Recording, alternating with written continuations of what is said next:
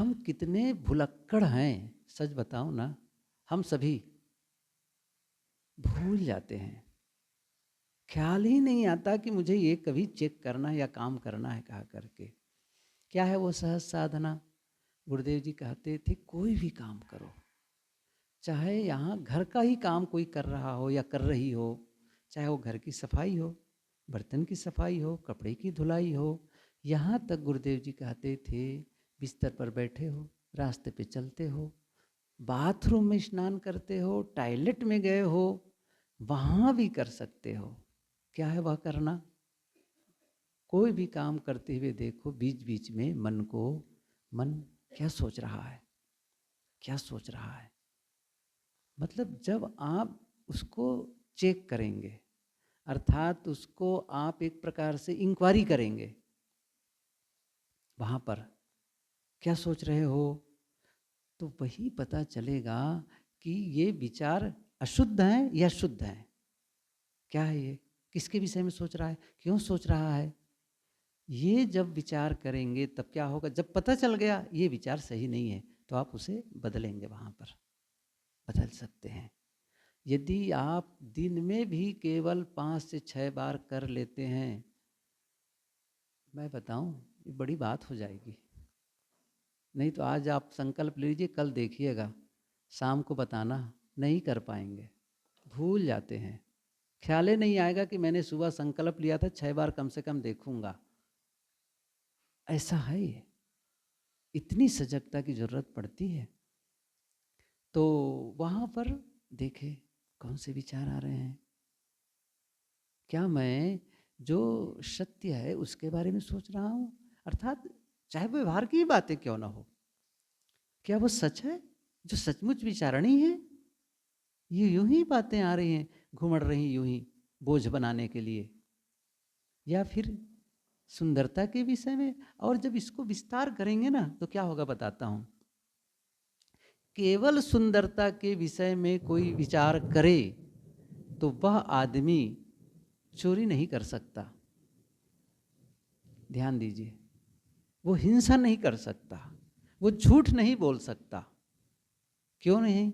क्योंकि वह देखेगा कि जो चौरत्व है ना, ये बहुत बड़ी कुरूपता है। आप ख्याल करिए, चौरत्व सुंदरता है कि कुरूपता है?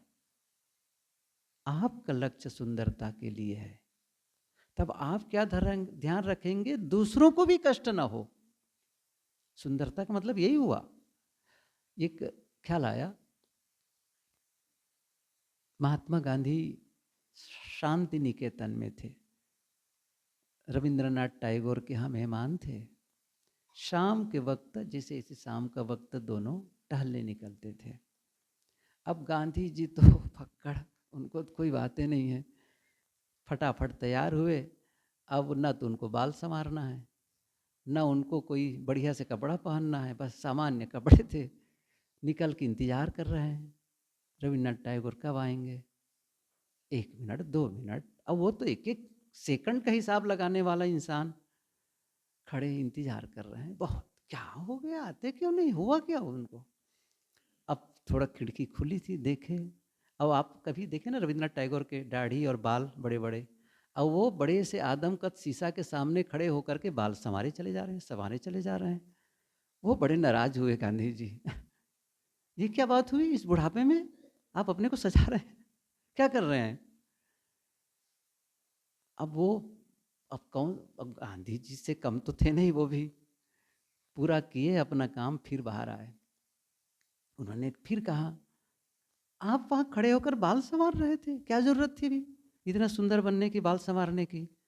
तब उन्होंने कहा, पहले जब मैं जवान था तब तो इसकी चिंता भी नहीं करता था, कोई बात नहीं है, क्योंकि वैसी सुंदरता थी।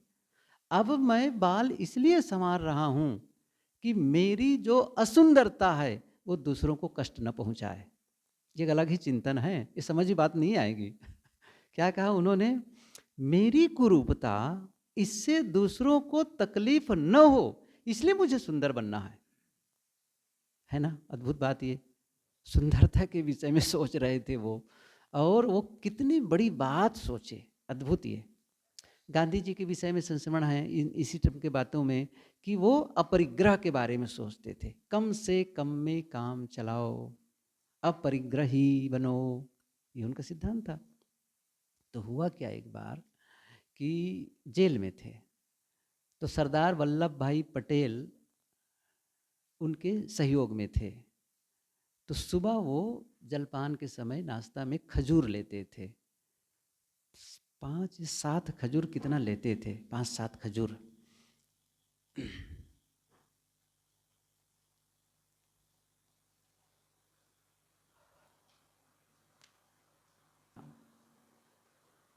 बापूजी इतनी मेहनत करते हैं, ये 5-7 खजूर से कौन सी ऊर्जा मिलेगी। उन्होंने क्या किया, खजूरों की संख्या बढ़ा देता हूँ, कुछ ज़्यादा खाए तो ज़्यादा ऊर्जा आए। फिर उन्होंने क्या किया, खजूर को बढ़ा दिए।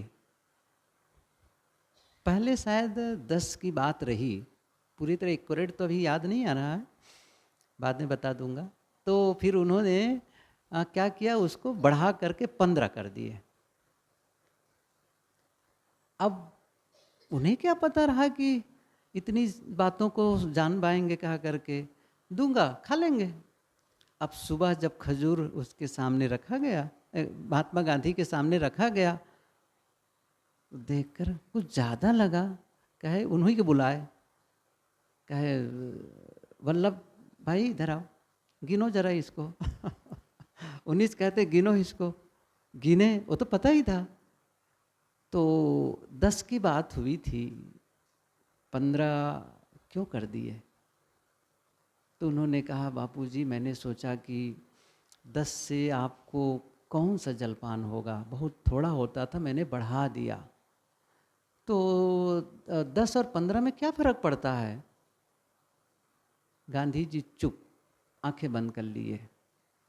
कहा, वल्लभ भाई बहुत अच्छा सूत्र दिए, जब 10 और 15 में अंतर नहीं होता तो फिर 10 और 5 में भी अंतर नहीं है। फिर तो अब कल से 5 भी गाना। इतना हैरान हुए सुल्लभ, कहे हम तो सोचे भी नहीं थे ऐसा भी आप सोच सकते हैं। कम में काम चलाना, देखिए मैंने कहा जो विचार कैसे चलते, विचारों का प्रभाव कैसे जीवन में आता है, ये मैं कहना चाहता था कि वो अपरिग्रह के विषय में सोचे, लेकिन वो ज्यादा नहीं, कम से काम चले। इसी प्रकार अहिंसा के चिंतन करते थे गांधी जी, अहिंसा। तो एक बार महादेव भाई देसाई, क्या होता था कि उनके लिए पानी, उबला हुआ पानी ला करके रखे एक पात्र में। असल में उस पानी गुनगुन होता तो उसमें शहद डाल के थोड़ा लेते थे गांधी जी। फिर क्या हुआ, वो पात्र खुला था। अच्छा, खुला इसलिए छोड़े कि पानी जल्दी ठंडा हो जाए।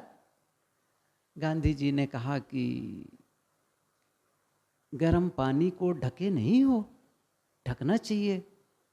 उन्होंने कहा कि ऊपर से कुछ गिरेगा थोड़ी, फिर मैं तो यहीं खड़ा ही हूं।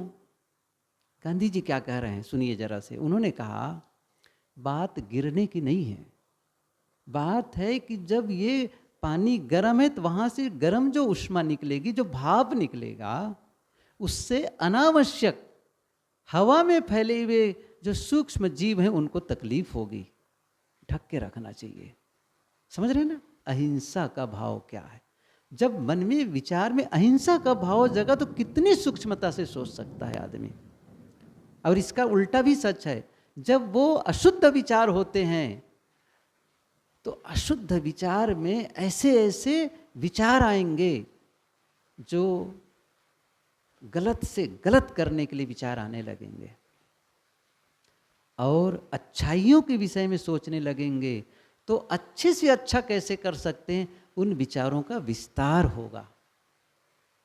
कोई भी एक, ये बड़ा अद्भुत है, केवल सत्य के संबंध में सोचेंगे, सुंदर विचार आ जाएंगे, और शिव कल्याणकारी विचार आ जाएंगे। शिव का मतलब कल्याणकारी, ऐसे विचार। मैंने कहा ना, केवल सुंदर के विषय में सोचेंगे कोई सोचता है तो वह आदमी कभी भी चोरी नहीं कर सकता, क्योंकि ये बहुत बड़ी कुरूपता है। धोखा नहीं दे सकता किसी को, क्योंकि छल कुरूपता है। सुंदरता नहीं है, विचार शुद्धि। विचार शुद्धि, भाव शुद्धि तो और डीप है, बहुत अंदर है वो तो। भाव शुद्धि जो बाहर से जो निमित्त बने वो अशुद्ध भाव, लेकिन जो अंदर से हो वह शुद्ध भाव। इसको योग दर्शन का वह सूत्र याद करो कि मुदिता मैत्री करुणा उपेक्षाणाम, सूत्र याद है किसी को? मुदिता मैत्री करुणा उपेक्षाणाम सुख दुख पाप पुण्य, उपयोग न करो तो भूल ही जाता है। न जाने कितनी बार इस सूत्र को कहा, मैं केवल भाव बताता हूँ। उनका कहना है कि मुदिता मैत्री करुणा, और उन्होंने जो बात कही उपेक्षा, उसको थोड़ा से उपेक्षा के अलावा हम कृतज्ञता, कृतज्ञता का भाव रखते हैं। तो हुआ क्या, ये क्या है? शुद्ध भाव है। मुदिता प्रसन्नता, प्रसन्नता अर्थात आप के अंदर में प्रसन्नता का भाव जगे। और उन्होंने ये भी कहा है कि प्रसन्नता कब, योग दर्शन के हिसाब से बताऊं तो जब किसी की बढ़ोतरी को देखो, विस्तार को, तो प्रसन्न हो जाओ। तो क्या होगा? ईर्ष्या के भाव नहीं जगेंगे। नहीं तो पड़ोसी का के घर गाड़ी आ गई, उनका मकान बड़ा हो गया, अब आप प्रसन्न होंगे, ईर्ष्या भाव आना नहीं है। उल्टा है, ईर्ष्या आ सकते हैं। बड़ों को देखे, धनी आदमी या कोई अच्छा है, उनके प्रति मैत्री का भाव, मैत्री का भाव, उनके प्रति विरोध नहीं होगा। इसी प्रकार करुणा का भाव। अच्छा, इसका उल्टा भी है, ख्याल करिए एक एक चीज को। मुदिता मैत्री, मुदिता मैत्री और करुणा, तो मैत्री का मतलब उसका उल्टा भाव भी है दुश्मनी करना, विरोध करना। और मुदिता प्रसन्नता, निराशा, खिन्नता, घृणा, ये भी है। और करुणा का मतलब है जो मैंने कहा ना, हिंसा का भाव, किसी को दुख देने का भाव, ये अशुद्ध भाव है। और पहले वाला शुद्ध भाव, ये अशुद्ध भाव से शुद्ध भाव की ओर हमको आना है। ये कैसे होते हैं? अशुद्ध भाव के लिए निमित्त बाहर होता है, लेकिन शुद्ध भाव भीतर से निकलते हैं। प्रेम आपके भीतर से आते हैं, लेकिन दुश्मनी के लिए बाहर कोई चाहिए, बाहर कोई चाहिए। लेकिन प्रेम के लिए कोई जरूरत नहीं किसी को बाहर से चाहिए कि अब यहाँ की कुछ बातें ऐसी भी हैं, किसी की सुंदरता को, किसी के अच्छे शब्दों को सुन करके हम प्रेम कर रहे हैं, वो प्रेम नहीं है। सच कहो तो वो क्या है? इसीलिए यहाँ अपनी भारतीय परंपरा में प्रेम और मोह दोनों को भिन्न भिन्न किया गया है। जिससे, या वासना कह सकते हैं, जिससे कारण दूसरा बने, वो प्रेम कैसे होगा? वो प्रेम नहीं, क्योंकि जब वो कारण नहीं रहेगा तो प्रेम भी छीन जाएगा।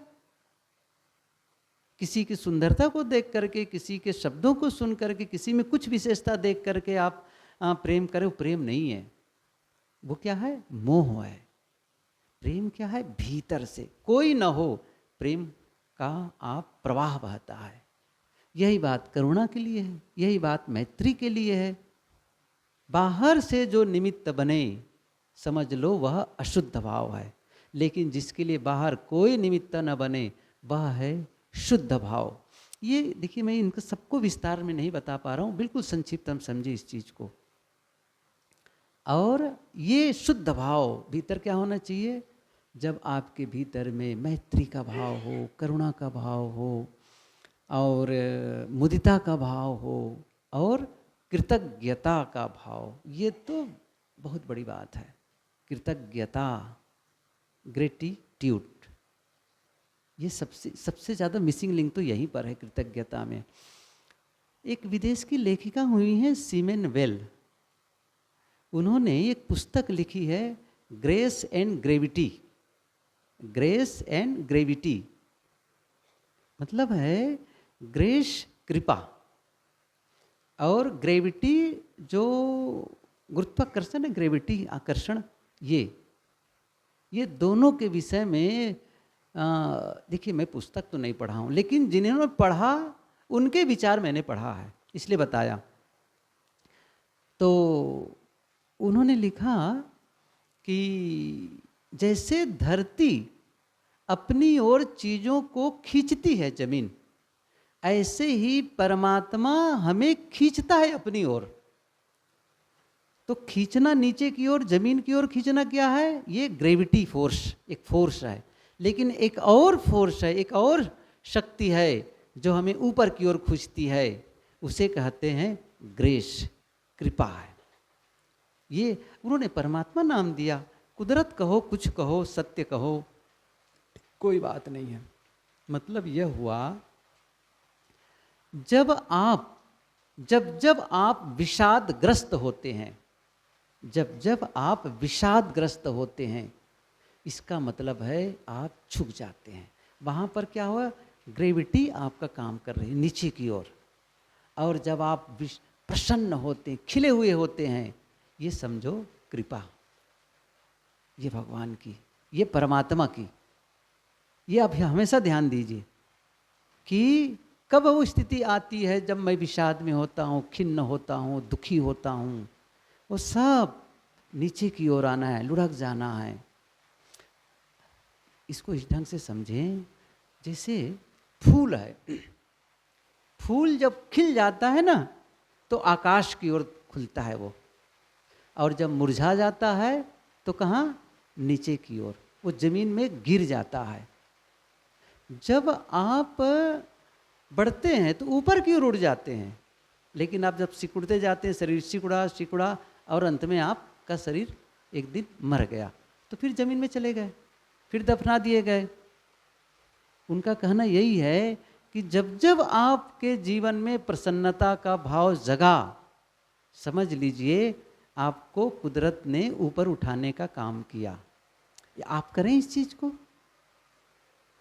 इसलिए ये ध्यान रखना है, कब कब मैं विषाद में होता हूँ, और जिसका चित्त उदास है और वह विषाद से भरा है, वह आदमी कभी भी आस्तिक नहीं हो सकता, आस्तिक नहीं हो सकता है।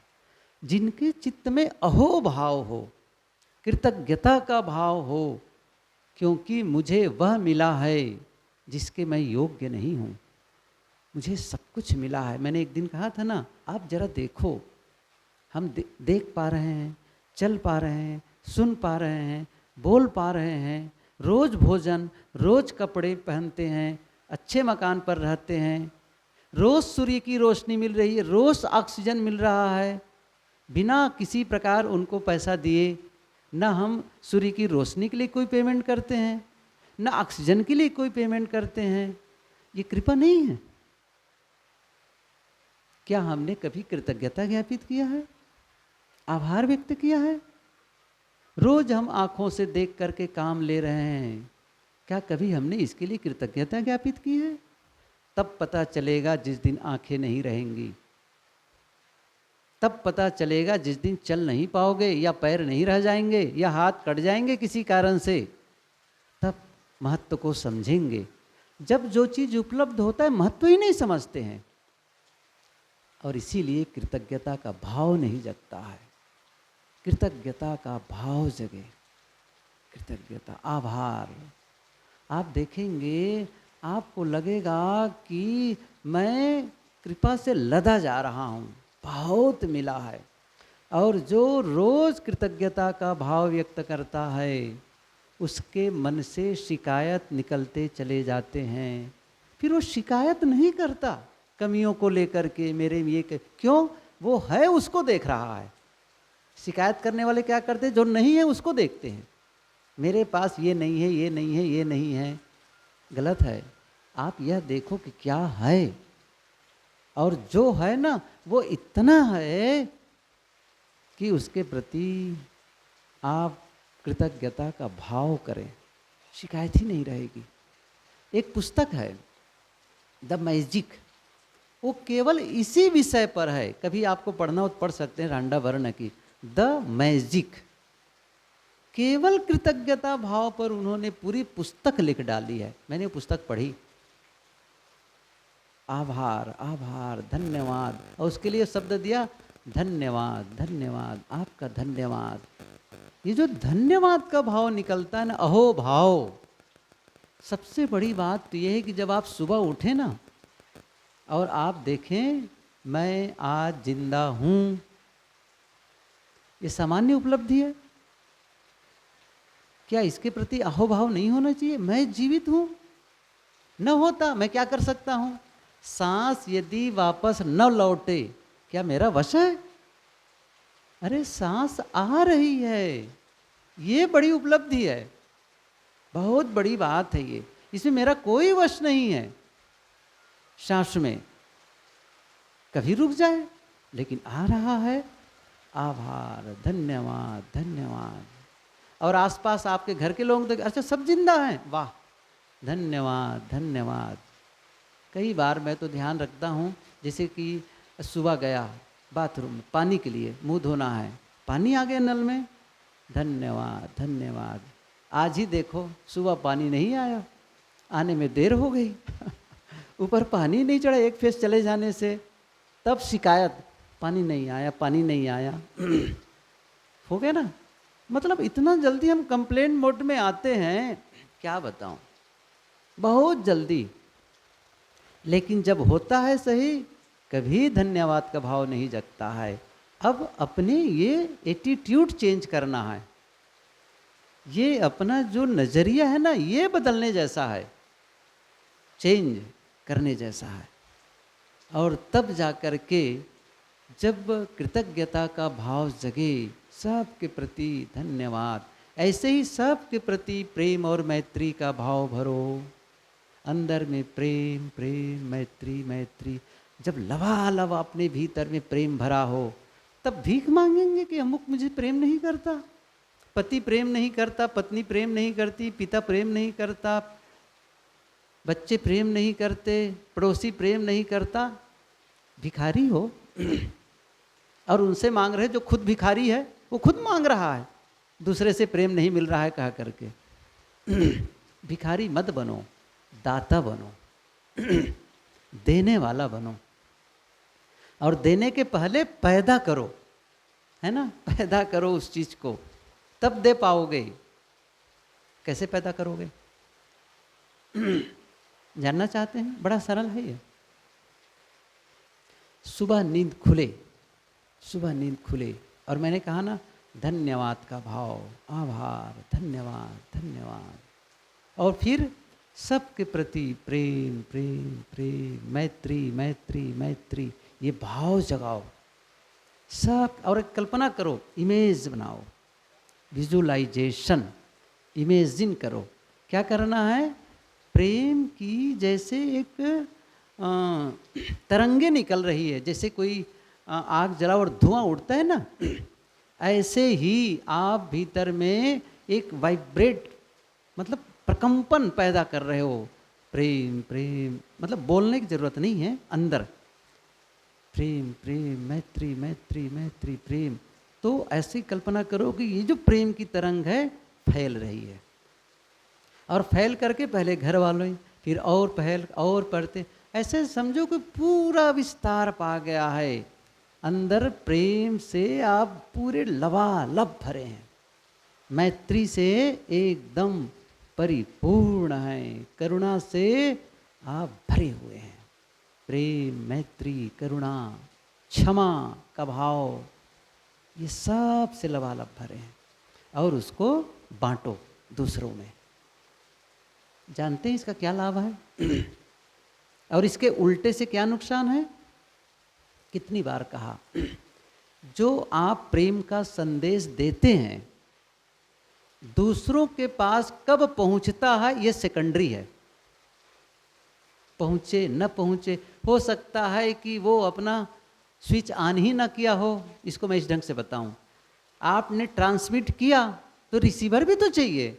जैसे यहीं बैठे हैं और अभी इसी समय दूरदर्शन की तरंगें फैली हुई है, आकाशवाणी या एफएम की तरंगें फैली हुई है, हम ग्रहण कर पा रहे हैं?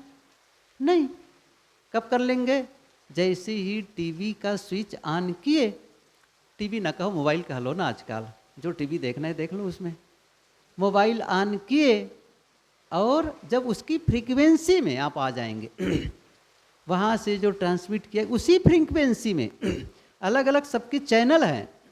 कहते हैं ना चैनल बदलो, चैनल चेंज करो, बैंड, रेडियो में होता है ना बैंड बदलना, तो वहाँ से कोई ट्रांसमिट कर रहा हो तो रिसीवर भी तो होना चाहिए ना।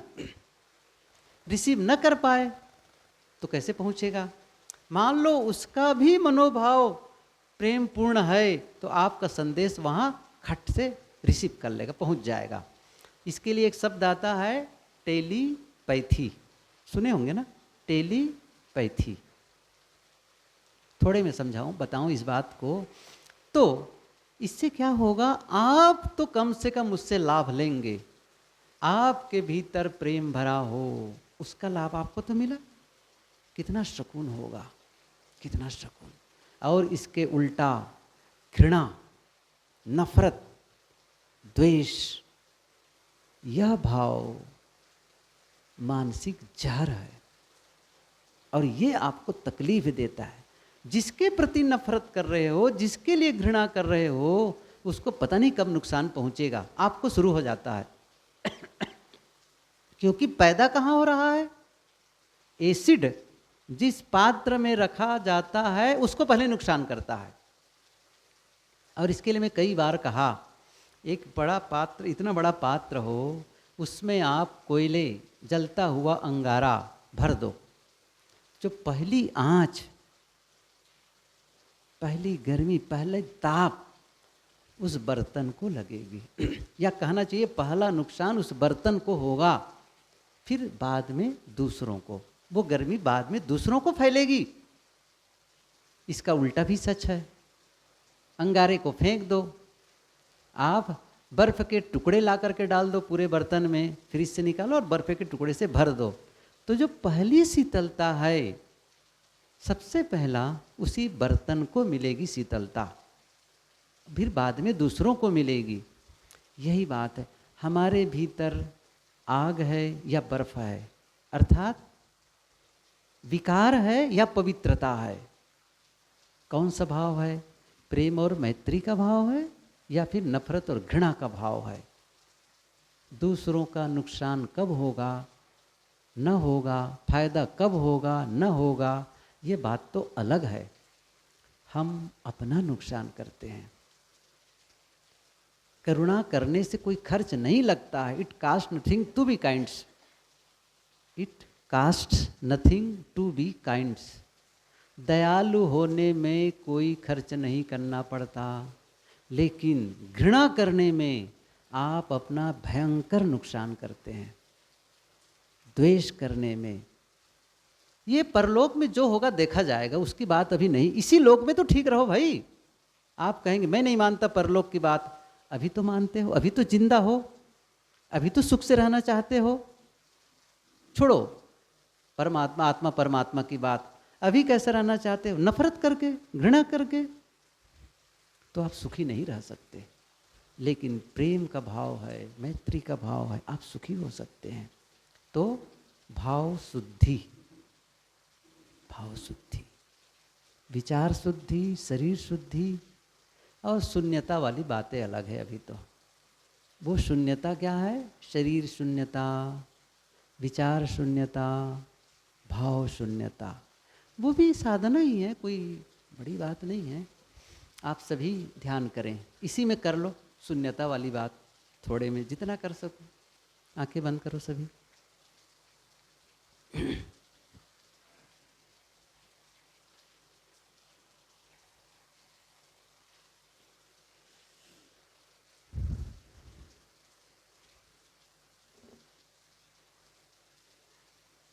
पूरी प्रकृति सहयोग कर रही है, आप अंतस में प्रवेश करें, पूर्ण विश्राम करें, शांत होते चले जाएं। मैं शरीर नहीं हूँ। कल्पना करो, शरीर से आत्मा अलग हो गई है।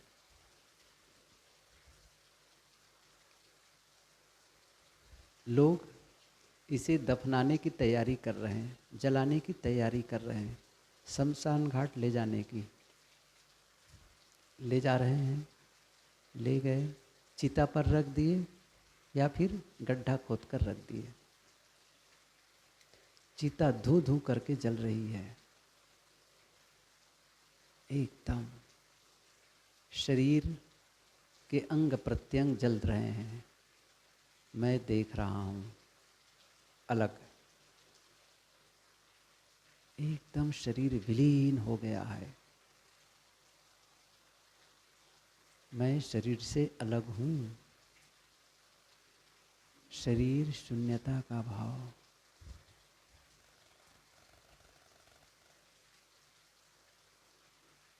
और जब शरीर ही नहीं है तो विचार भी नहीं है, मन भी नहीं है, कोई विचार नहीं, सारे विचार शांत, पूर्ण निर्विचार।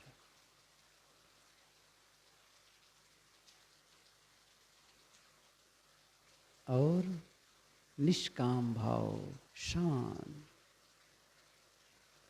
एकदम सन्नाटा, भीतर पूरी नीरवता और अकेलेपन को महसूस करो। मैं अकेला हूँ, मैं शांत हूँ।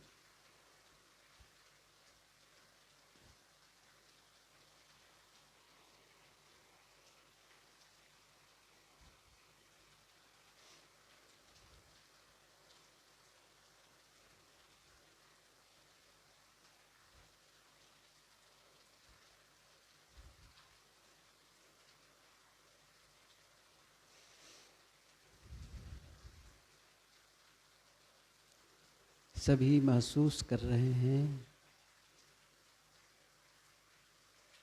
सभी शांत, गहरी शांति,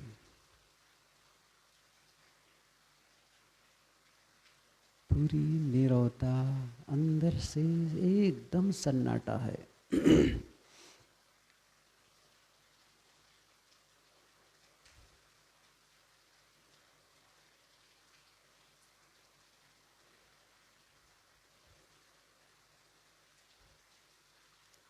मैं शरीर नहीं हूँ, मैं मन भी नहीं हूँ,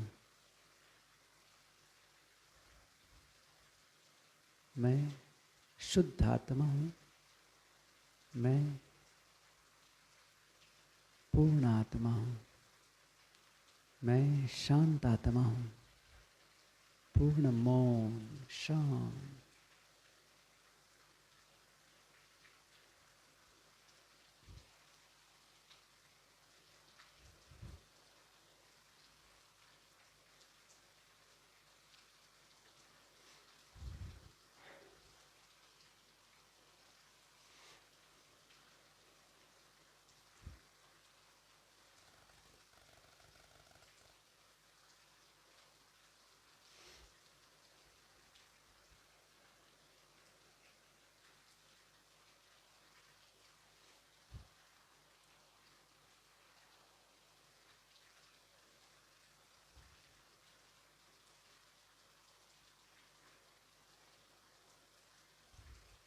इसका अनुभव कभी कभी नहीं, हर समय, क्योंकि वह मेरी अपनी संपत्ति है।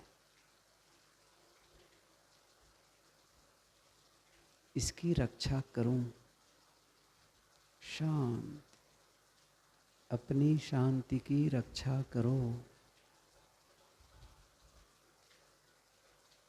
दुनिया की कोई भी घटना मेरी शांति को भंग नहीं कर सकती। उसको पूरी सुरक्षा।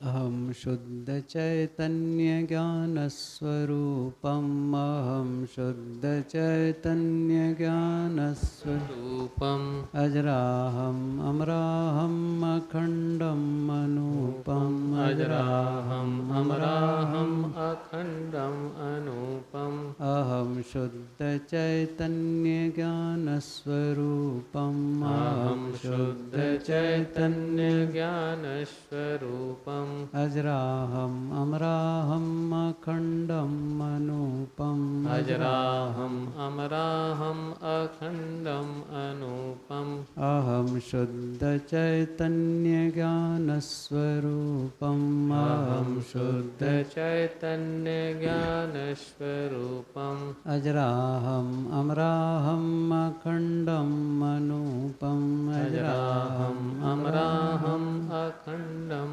अनूपम अहम शुद्ध चैतन्य ज्ञान स्वरूपम अहम शुद्ध चैतन्य ज्ञान स्वरूपम अजराहम अमराहम अखंडम अनूपम अजराहम अमराहम अखंडम अनूपम। बस सत्र पूरा हुआ।